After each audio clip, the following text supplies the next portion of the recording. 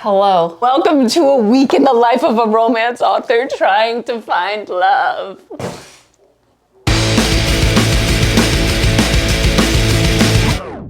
My name's Christine Riccio. I am a romance author, and I have all these really big, ambitious goals. I've kind of been passively working towards them instead of aggressively working towards them. And I'm not talking like aggressively, like violent. Like I've been shyly working towards them when really I should boldly work towards them. And I think I'm gonna bring you along for the ride. It feels somehow less scary to be bold and work towards these new levels that I want to reach in my life when I'm doing it with you. So I have a how to aggressively work towards these level ups in your life that I'm going to be putting into effect starting right now. I am going to be doing things to try and meet new people. I'm going to a reality show watch party on Sunday evening by myself. I'm going to apply for shit that interests me, which is something I did for a while in my early 20s when I was trying to get things moving and work aggressively towards my goals. When you accomplish your first goals, right? Because I accomplished a lot of those goals, those initial goals from 23, 24-year-old Christine. And now I have new goals and I kind of got complacent living in the appreciation of my old goals being accomplished. But I didn't ever lay out a plan to accomplish my new goals. And that's what we're doing now. We're doing it. There's no time to waste, folks. Life moves pretty fast. I'm gonna reach out to people I like when there are opportunities to collaborate. I'm not gonna be afraid that they're gonna be like, why would I ever wanna talk to you? Stop thinking that way. And I'm going to be myself and speak. I'm not gonna let myself go into my turtle shell. Should we go through my goals? People who write their goals down or say them out loud are apparently 42% more likely to accomplish them. Sharing this goals list feels very vulnerable. Please don't make fun of me. My first one is to keep writing books. Pitch book 6. Keep working to build my readership. I love connecting with people in that way. I feel so blessed to be where I am, to have 5 books. I just want to keep doing it. I want to get my YouTube back up and running. I put so much work into building this channel and I'm so proud of it. I hate that it was basically abandoned for an entire year. 2024, where was she? This next one has been something I've wanted to do since college, and that is adapt something for a screen. It would be a dream to adapt anything that I've written. I went to college for screenwriting. It's always been a huge life goal. I want to feel strong again, which I've been working towards since last August. I've started doing weight training, but like I'm still on that journey and I'm still like working on what I have to eat, how I have to take care of my body between workouts so that I don't hurt myself. Like that's been an ongoing journey and I'm doing it. And of course, I want to find my person. I want to find my romantic soulmate is in the title of the fucking video. Like I definitely touch on this in my latest book, like 30 Flirty and Forever Alone's coming out January 1st, but so many people will tell you over your life that you'll find love when you least expect it. Like it's just gonna happen to you. This is just like college, where people are like, you're gonna have so much fun at college. No, you won't have fun at college if you don't go after the fun. If you don't join clubs, if you don't go places, if you don't talk to people, if you don't put yourself out there, you don't find it. And it's the same with fucking love. No one's gonna find me in my fucking apartment. If I don't look for it, it will not come. No one will know I am here. No one's gonna find me on this couch fucking writing a book. If you work from home, if you are quiet, it doesn't just happen unless you're really lucky and some perfect specimen sits next to you on an airplane like in a rom-com. And that could happen, right? Say that happens and they're sitting next to me. But like, I'm not looking for love. Is he gonna talk to me? No. Why would we talk to each other? We both have headphones. Say I'm not looking for love and he does talk to me and I'm just sitting here, I don't wanna talk to him. Why would I talk to him? I'm not looking for love. Do you see what I'm saying? You're lying if you tell me that you're not looking for love and it found you. You are fucking looking and you're living in denial. Bitch, stop lying to yourself. So yes, I am looking for love, okay? Don't tell me not to look. I've not looked. Guess what's happened? Absolutely nothing. I not looked for my entire school career. Not one boyfriend, not one date. That's what happens when I don't look for love. I need a different tactic. I've tried the same one for 34 years and being fucking quiet about it, not working. It ain't working. So there's nothing that irks me more than when a married person tells me that it's gonna happen the second I stop looking.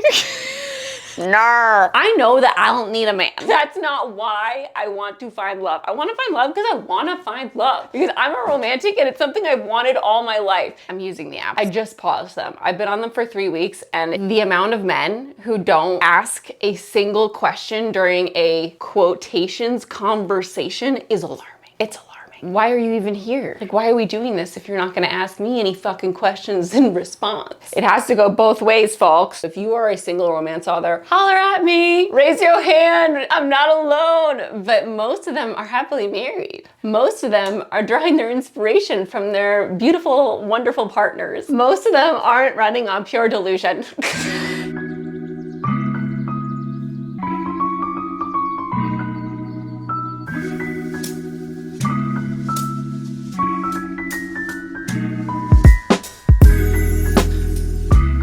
In conversation with Rebecca Ross tomorrow down in Huntington Beach. Over the last 3 days, I have literally read 2.5 books. I'm 16% into Wild Reverence, which BTW, the most beautiful fucking naked book I've ever seen. It's a never nude. It doesn't have a naked. Look at it. This is it underneath the jacket. And now I'm trying to figure out what to wear to the event. I have to leave in a couple hours.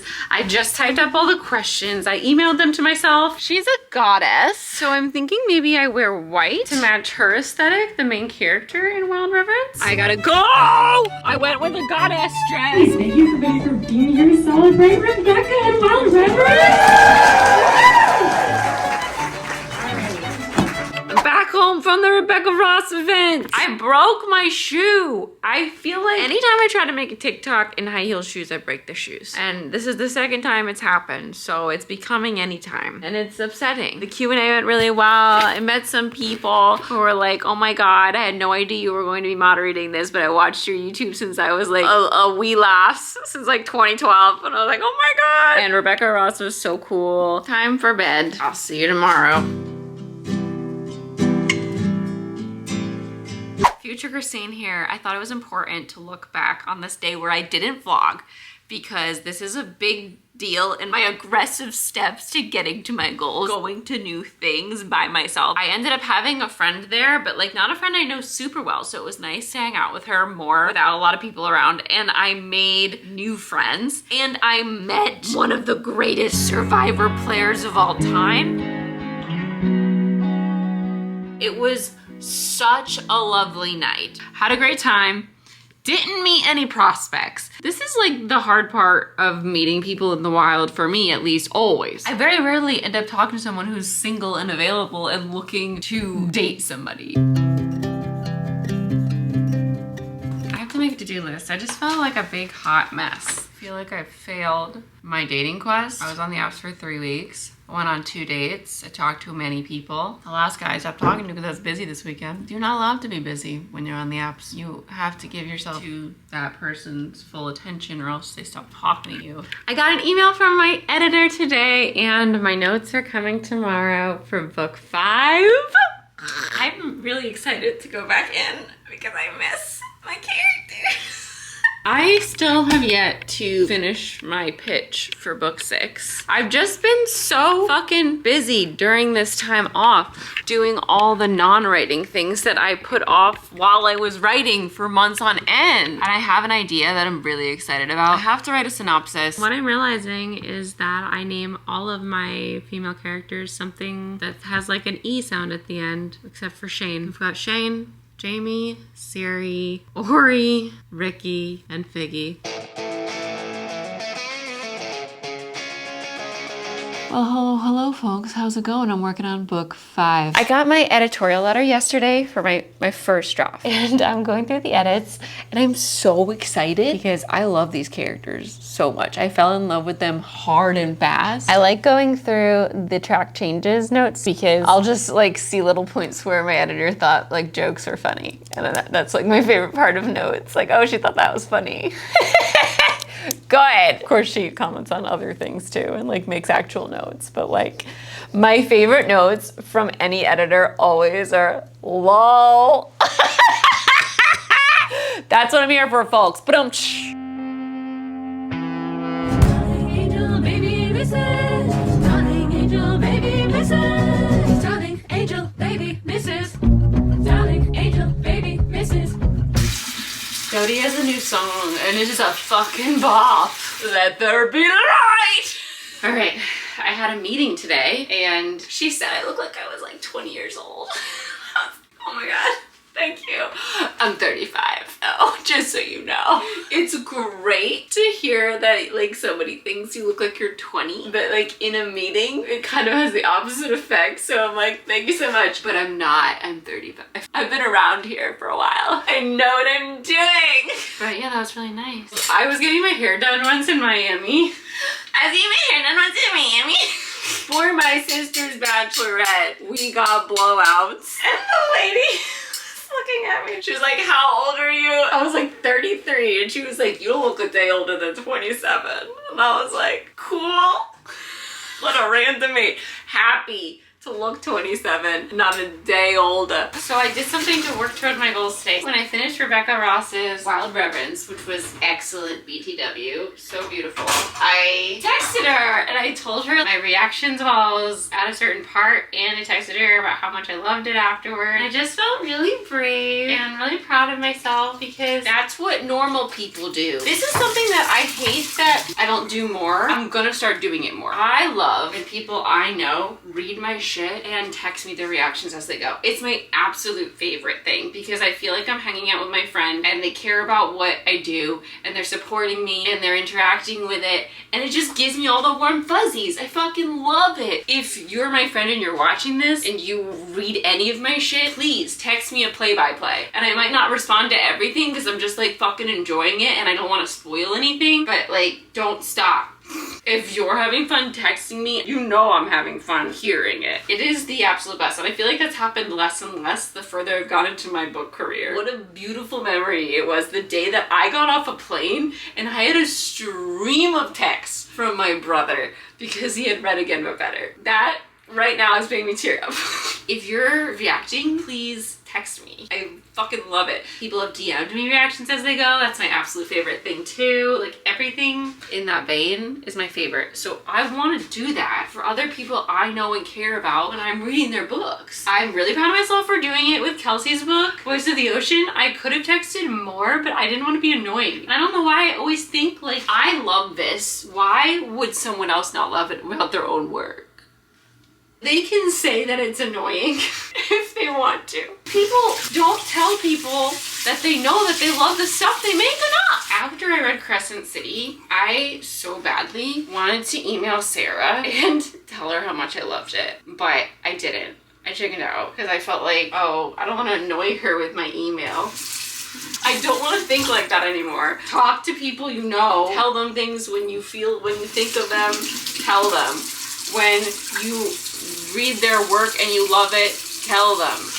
Say things. Stop being a turtle in the corner. That doesn't make anybody feel good about themselves. That doesn't forge any friendships. That doesn't encourage more friendship. Communication is a beautiful thing, folks. It can make someone's day. It can make someone's month. It can make someone's year. It could be a core memory like that Paul memory is for me. You never know when something nice that you say to somebody is gonna stay with them forever and really propel them to do something that maybe they were feeling like they couldn't do. Anyway, I texted Rebecca. She's so sweet. And I'm really proud of myself. Darling angel, baby, Mrs. It's Thursday, which means it's podcast night. For the podcast, Natasha and I kind of divide up our duties, and then there's a couple duties. It goes up every Friday, and Natasha divide up some of the duties that we just always do. Like, I always do the outline for the show. I always do the show notes. And she always does the thumbnails, but there are some duties that we switch off every week. Like every other week, one of us will do the socials now, and one of us will do all of the uploads, and one of us edits Tea Time, which is our half-an-hour extra show for the patrons. I have an acupressure massage appointment today at 1:30 because one of my goals is to get strong again, and I have certain injuries that keep flaring up no matter what I fucking do. And the only thing that's helped is this acupressure masseuse. She's so good. Yeah, you missed me? I missed you too. Oh, yes, I love you.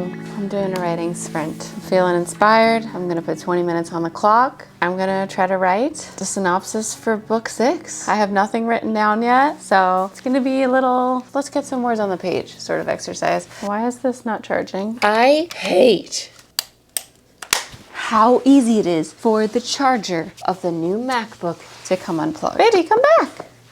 Yeah, oh my good boy. I missed you too. Yeah, I missed you too. All the neck squishes. Oh yeah. Book 6. Let's fucking go.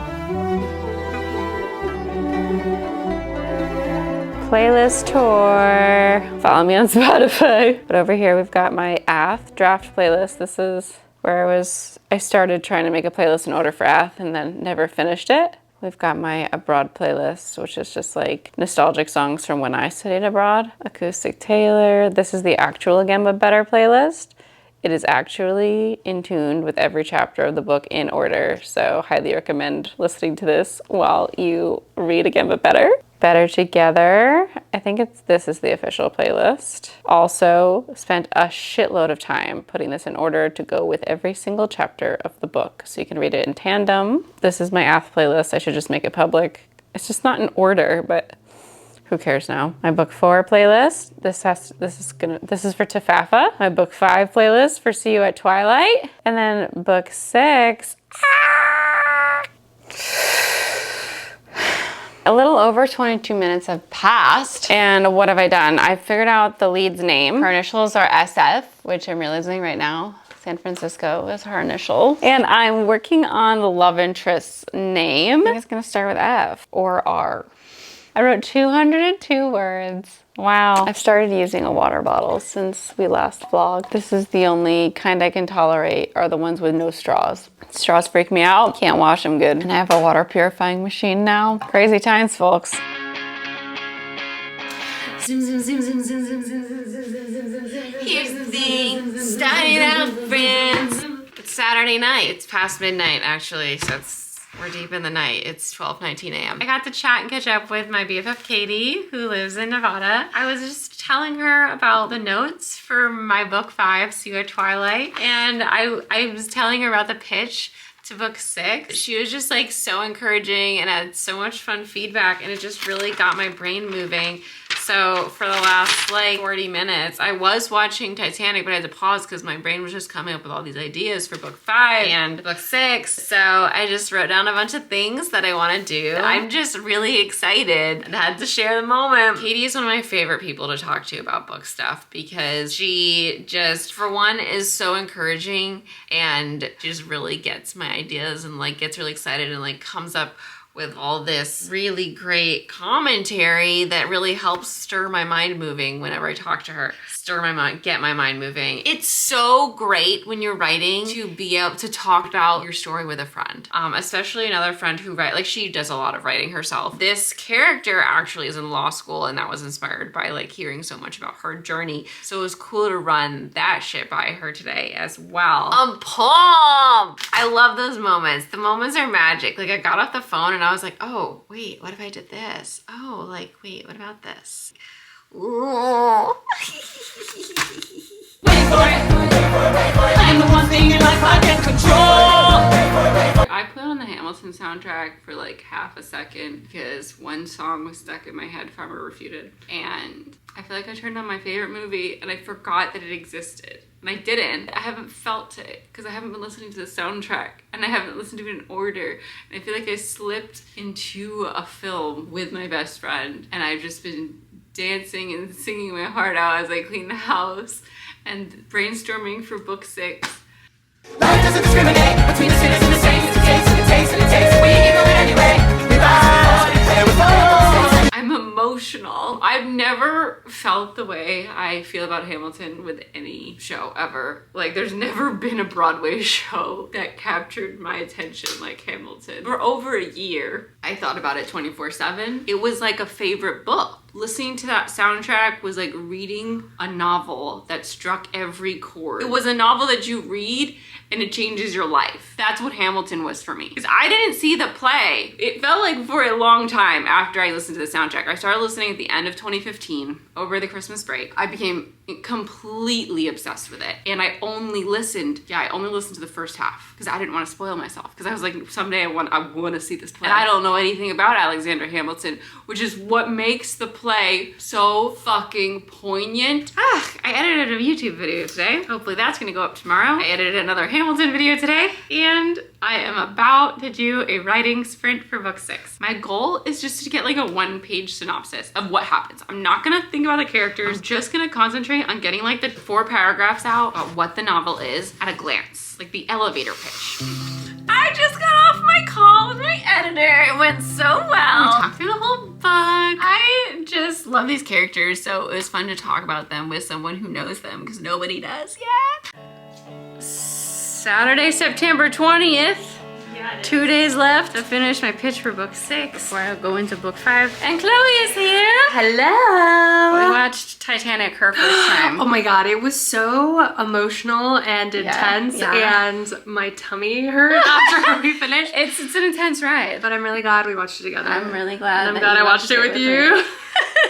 I'm excited for book 6. Everything she's told me so far. This is from the day my madre and I saw Hamilton live 2 shows before the main cast left.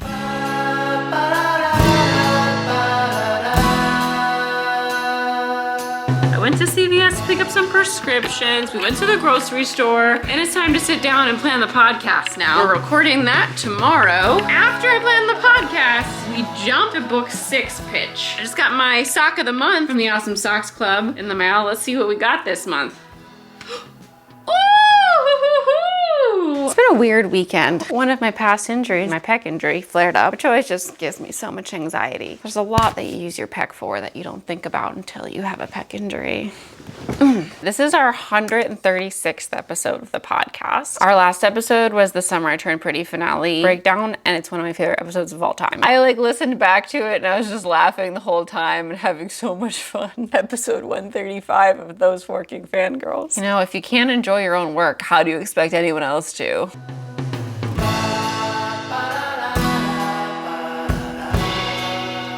My house is on Pretty Girl Avenue. Some say it's a place where your dreams come true. I posted a reel today to house tour. I was already having a lot of trouble getting that song out of my head, and now it will be stuck there forevermore. I gotta tell you folks, I love using this microphone because I could sit really far away from the camera and I still sound really close. I've been making a new meal every week for the last 3 weeks, and today I purchased the ingredients to make the first meal again. Apple cider pulled pork sandwiches. Fantabulous. Took me 3 hours, but it was so good and I got to eat it for 3 days. The stew that I made took me 3 hours and it was good, but it exploded everywhere out of the Instapot. What in the fuck just exploded out of it? And I only ate it for 2 days because the second day I got like a weird stomach situation. So I was like, I don't want to risk this again. And then the third week I made chicken teriyaki, and I've made chicken teriyaki before in the oven, and that recipe was better. And so this week I'm like, I don't want to try something new and take 3 hours. That's why I hate cooking. I don't want to use 3 hours doing something that isn't amazing. So if you have Instapot recipes, please drop them in my comments that you love. Follow me on Instagram at @XteenMay. I would love that. Thank you. I finished planning the podcast. It's time to fucking buckle down and do another writing sprint. I've already got a tentative title for book 6. I kind of made a rule for myself after Better Together when I never landed on a title that I was 1000% in love with, that I would figure out a title before I wrote books so that I know that I have a good title. And I think that this is a good title. I think it's one of those that's like so blatantly on the nose that it's really helpful for readers to finding it. And I love the acronym for it. I love a good acronym. Literally, my food is here. So we didn't get started, but we started getting in the headspace of getting started. And that's important as a writer. This looks very healthy. Oh, this is a cool little, ooh. Oh, wow.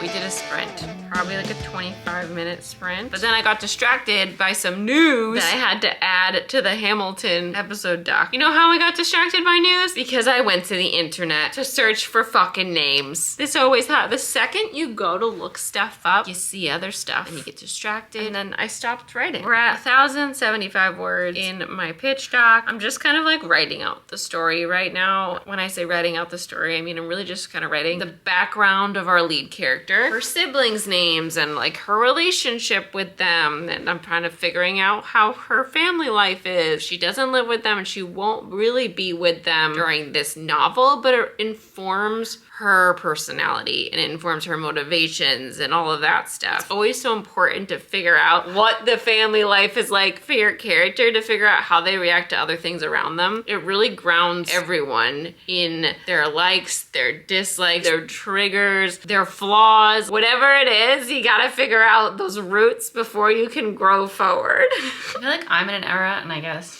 as a society, we're in an era. I'm in an era where like I'm just constantly distracted by my phone. I'm at a breaking point. I need to just not have it on me all the time. And I'm just like so worried about missing a comment or a call or a message or an email. It has to stop. It's so distracting. It stops your brain from ever thinking something completely through, because before you can get through a whole think tank, you're constantly interrupted by every fucking notification known to man, or just like the automatic impulse to check things. I hate that when I'm watching a movie, a half an hour will go by and I'll have this uncontrollable craving where I just grab the phone and start checking shit. Like if I'm with people, I won't touch my phone, but everyone else will. Like if we're watching a movie together, give it like 20 minutes and people are just like picking up their phones if we're not at a movie theater. And I fucking hate it. I hate as a society, people can't watch shit without having their fucking phone in front of their face as well. Like we can't, one screen isn't enough, we need multiple. I can't stand it. I'm sorry, I just can't. Like when I'm by myself, it's this weird like need to connect with somebody. But like when I have people there with me and we're watching something together and we've never seen it and people are picking up their phone and like just like scrolling while I'm like in depth watching, I don't know, man. I just put my phone on my bookcase. That's the spot where like I will forget it's there and I can't reach for it and I'll just be like, fine, I'll get it later. It doesn't need to be an extension of my arm right now. Oh, how are we doing on lighting? Maybe I have to turn this off. Can we use this to backlight? Let's see, a little bit of a nice halo around the head. Look at me, I'm cinematography. I am film. So I fear this week's vlog is drawing to a close, but before we close, I think we need to assess our progress on our main goals. It's hard to talk about your big goals. It's hard for me to talk about my big goals. And I do have some secret ones because I gotta keep some mystery in my life. Oh my God, I've got this list here. This was really helpful as a writing exercise. I went through all of my characters, my leads in all of my books, wrote them all down the side here. And then I wrote their like giant flaw that kind of like takes us through the novel, through their arc. And then I wrote what made them that way down the side. And that's how I was kind of filing all of my characters and making sure that my new character isn't repeating any of those giant flaws and has their own unique giant flaw. This is irrelevant to our conversation about goals. We worked toward book 6 today and yesterday and a lot of days this week. So that's a bing. I didn't finish yet, but I have made progress and I will still keep working on that today. I applied for something I was interested in this week. So that's a bing. I posted a full-blown YouTube video this past week. Bing. I went on some meetings with some new people. That's a bing. Putting myself out there. Bings. I went to that reality TV event. Bing. Putting myself out there to meet new people. Feeling strong again. I went to yoga. I did my exercises. I did have a flare up, but you know, you win some, you lose some there. I'm not on the apps, but like, you can't constantly be on the apps. Reach out to people you like, to tell them things and or to collaborate, check, and be yourself. Speak to people instead of retreating into your turtle shell. Check, check, check, check, check. We're inching forward, folks. I think I'm gonna make a little to-do list for next week, and I'm gonna keep vlogging. If you're also working towards big goals, I'd love to hear your lists and we can work towards our shit together. Tomorrow, I am officially starting work on Sayat rewrite on draft 2 of See You at Twilight, my 5th novel. I'm gonna maybe try to do at least 1 hour of work on that every day this week because I'm also trying to do 50 other things. Like I'm trying to edit this YouTube video and get it up by Tuesday. I think that's all. My first vlog back. I'd love to hear your thoughts on literally anything, how you're doing, or on anything in this video, anything with your goals, anything with your writing projects, anything that you think would help me work towards anything that I'm working on, anything at all. Your comments mean the world to me. They not only like really just make me feel like someone's out there that enjoyed this video, but it also helps the video find more people. Honestly, it's so encouraging to interact with y'all in the comments. Thank you for leaving comments. I appreciate it. If you're not already, I'd love it if you followed me on Instagram at XteenMay. I have a new book coming out January 1st called 30 Flirty and Forever Alone that's available for pre-order now. I will be doing events, so I will hopefully be able to tell you about some of those soon because we're getting kind of close. It's gonna come so fast. I do a podcast that comes out every fucking Friday. It's called Those Forky Fangirls. I appreciate everything. Thank you. Thank you for hanging with me. I will see you hopefully next week. Bye, everybody.